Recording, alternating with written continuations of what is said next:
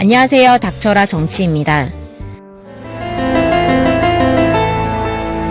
동양대 표창장 위조 혐의 등을 받고 있는 정경심 동양대 교수 사건을 심리하고 있는 재판부가 동양대 조교와 행정직원 증인신문 과정에서 검찰에 의문이 생긴 것이 있다면서 조국 전 법무부 장관 부부의 아들 조원 씨와 딸 조민 씨의 상장을 비교하며 추가 설명을 요구하고 나섰습니다.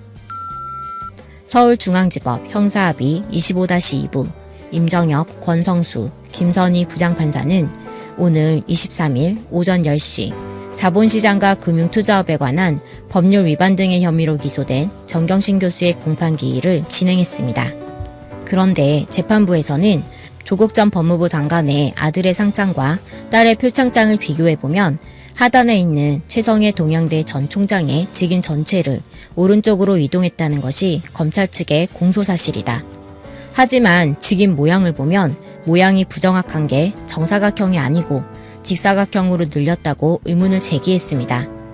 그러자 검찰에서는 크기 조절을 하다가 그렇게 된 것이다. 원본 파일을 보면 편집 과정이나 스캔 과정에서 크기를 조정한 것일 뿐이다. 오늘 신문사항에 관련 내용이 나온다고 대답했습니다. 그러면서 또 검찰은 크기 조정을 하면서 그렇게 된 것이다. 크기를 늘렸을 뿐 픽셀 값은 똑같다고 설명했습니다. 그런데 중요한 것은 포토샵 같은 그래픽 프로그램을 사용하는 전문가들이라면 검찰이 주장하는 크기만 늘렸을 뿐 픽셀 값은 똑같다 라는 말이 좀 이상하다는 생각 안 드십니까? 아니, 크기를 늘리면 당연히 픽셀도 변하는 것 아닙니까? 그러니까 검찰에서는 픽셀이 뭔지, 해상도가 뭔지 그것 자체도 모르고 있다는 것 아닌가요? 어쨌든 재판부에서는 왼쪽 상장 파일을 그대로 갖다 붙인 것은 맞느냐, 공소 사실에 약간 늘렸다는 얘기는 없다. 상장과 직인대장 발급번호 그리고 일련번호가 맞냐는 얘기가 안 나온다고 주장했습니다. 이에 대해 검찰은 또 조국 전 장관의 아들과 관련해서 위조했다고 기소했기 때문에 하나의 정황으로 볼 수 있다고 답변했습니다. 그러자 정경심 교수 측 변호인도 검찰 측의 주장은 논거 자체가 성립되지 않는다고 반박을 날렸는데, 이에 대해 검찰은 정경심 교수 측 변호인들이 구속 전 피해자 신문도 들어갔기 때문에 충분히 이 사실을 알고 있고 여기 나온 모든 변호사들이 위조된 직인도 봤다. 초반에 조사했던 동양대 관계자에 대해 신문을 하다 보니 부각되지 않았을 뿐 약간 늘려졌다고 일관되게 주장한 것은 사실이라고 답변했습니다. 하지만 정경심 동양대 교수가 아래야 한글 프로그램으로 표창장을 위조했다는 검찰 측의 주장에 대해 정경심 교수는 아래야 한글을 쓸 줄 몰라서 MS 워드로만 문서 작업을 했으며 이 때문에 직원들과 마찰을 빚기도 했었다는 증언도 나왔습니다. 게다가 어학교육원과 관련해서 채용 등의 관련 업무도 총장으로부터 정권을 위임받은 걸로 기억한다는 증언까지 나왔었는데, 당시 어학교육원에서 근무했던 직원은 민원이 있을 경우 정경심 교수가 최성해 동양대 총장을 만나고 돌아오면 대부분 잡음 없이 해결됐었다는 증언을 내놓기도 했습니다. 참고로 지난 17일에 있었던 임정엽 부장판사의 심리로 열린 재판에서 당시 동양대 어학교육원 오모 팀장은 정경심 교수가 아래 한글을 안 써서 트러블도 있었다고 밝혔었는데, 검찰에서는 정경심 교수가 동양대학교 최성해 총장 직인 부분의 캡처 이미지를 상장 서식 한글 파일 하단에 붙여넣고 컬러 프린터로 미리 준비한 총장의 직인을 이용해 날인하여 표창장을 위조했다고 주장하고 있습니다. 하지만 애초부터 정경심 교수는 아래야 한글 프로그램을 사용하지 않아 트러블이 있었다는 게 당시 동양대어학원 오 팀장의 설명이었습니다. 그리고 오 팀장은 또 제가 봤을 때는 정경심 교수가 아래야 한글은 안 썼던 것 같다. MS 워드로 작성해서 주시면 저는 한글로 변환하고 협조문을 보내야 해서 문제가 있었다라고 증언했습니다. 또한 오 팀장은 당시 정경심 교수가 어학교육원에 있는 스캐너를 비롯해 2014년 이후 설치된 복합기도 사용할 줄 몰랐다. 실제로 사용하는 모습을 본 적도 없고 정경심 교수가 팩스도 보낼 줄 모른다고 말했다는 것입니다. 그리고 오 팀장은 재판에 출석하기 전 당시 표창장 등 발급 경위를 확인하기 위해 해당 업무를 담당했던 김모 조교와 연락한 적이 있다고 밝혔었는데, 앞서 최성해 동양대 총장은 총장명의 상장에는 부서명으로 시작되는 일련 번호가 찍히지 않고 주민등록번호 전체를 기재하지 않는다고 말한 바 있습니다. 그러나 이날 오 팀장의 발언을 통해 최성해 총장이 증언한 내용이 사실과 다르다는 것이 확인됐습니다. 즉, 증인으로 나온 오 팀장은 상장 발급과 관련해서 김조교와 2차례 연락했다고 밝혔었는데, 김조교는 일련 번호는 본인이 어학교육원으로 했다고 했고 주민번호를 기재한 적이 있다고 했다고 답변했습니다. 그러니까 오히려 사실관계를 오해한 것 아니냐는 오 팀장의 질문에 김조교는 일련 번호, 주민번호를 본인이 기재한 적이 있다고 말했다는 것이 오 팀장의 설명이었습니다. 또한 이날 재판에는 한정외고에서 봉사나 외부 체험활동을 학생들에게 주선해주는 역할을 했었던 김모 디렉터도 증인으로 출석했는데, 김 디렉터는 정경심 교수의 딸인 조민영이 했던 외부 활동에 대해 대부분 기억하지 못했습니다.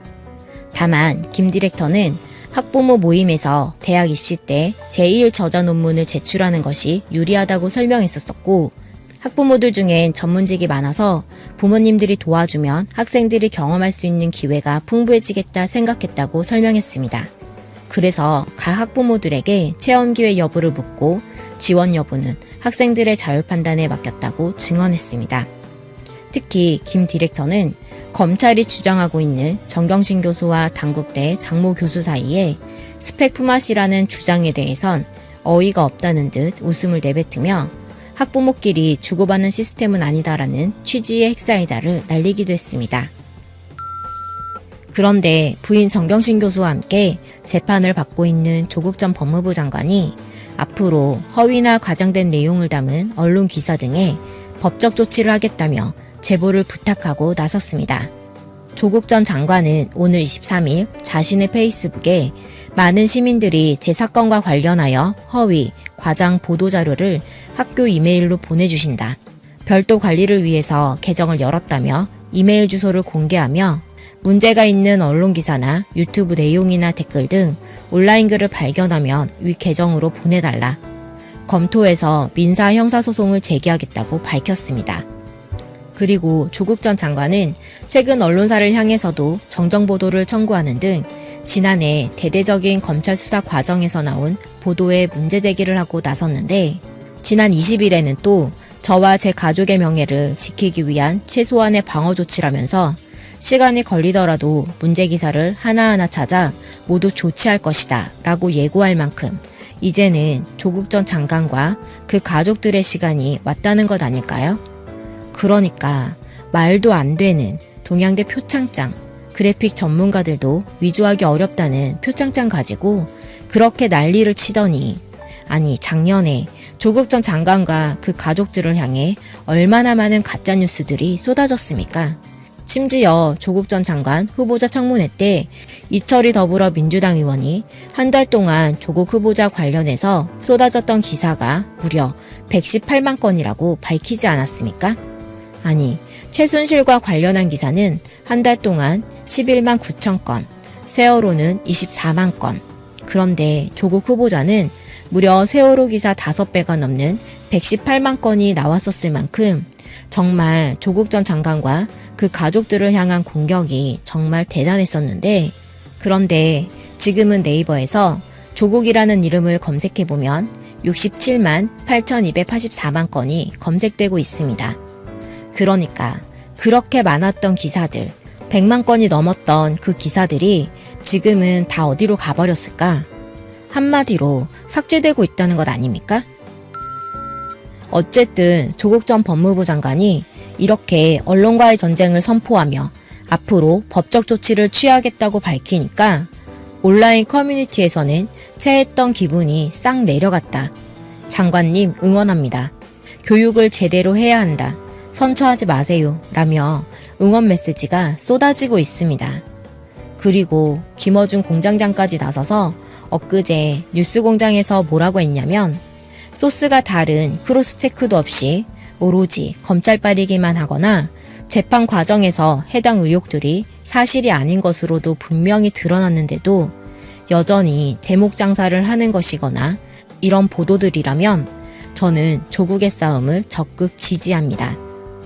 작용에는 반작용이 있는 법이죠.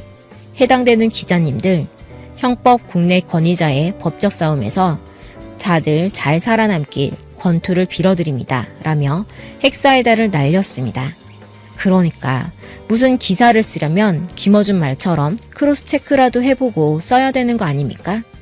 그리고 류근 시인도 엊그제 21일 자신의 페이스북을 통해 조국 전 장관을 진보의 폭탄이라고 킬킬거리며 조롱하던 자들이 있었다.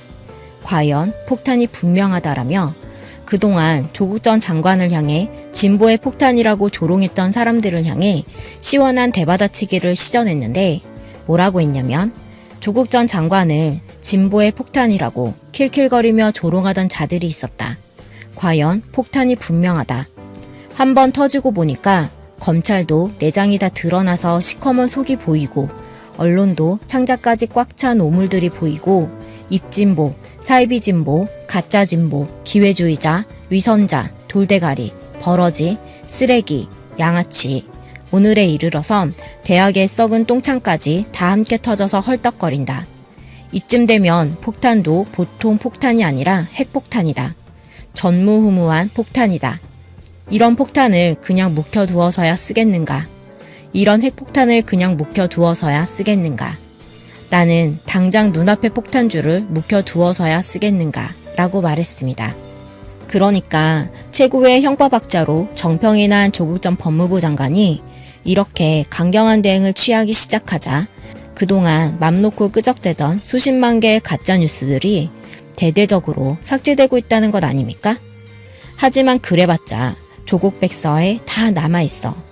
그런 기사들을 지운다고 해서 사라질 리 없고 또 많은 유저들이 그런 허위 기사들을 빠짐없이 정리해놓은 게 있다는 소식까지 있을 정도니 김어준 공장장의 말이나 류근 시인의 경고 그대로 최고의 형법학자로 알려진 조국 전 장관한테 제대로 걸려봐야 그제서야 정신을 차릴 것 같다.